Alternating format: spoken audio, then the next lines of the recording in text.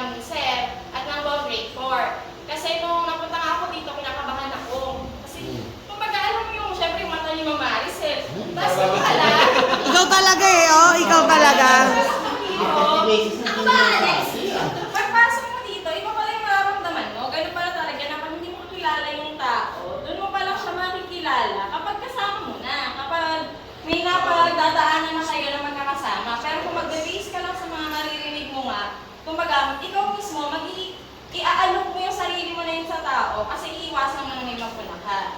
At hindi naman yung mangyayari, sir, kung hindi mo din ako ginay, na pinili niyo po sa akin na welcome ako, kung may hindi ako maintindihan. Pag po kasi nahihiya din ako mag-approach kay sir, pinatry ko muna ng ako, pero pag hindi ko na po alam, nag-approach po talaga ako kay sir. Sir, opo, sir, pasensya ka na, nahihiya ako magtanong kasi kailangan ko ako magtanong. Nagtatanong po ako sa kanya nung bago-bago ako. So ayun sir, maraming salamat po sa pagpaparamdam na welcome ako dito sa grade 4. Kahit na talaga nung una, kinakabahan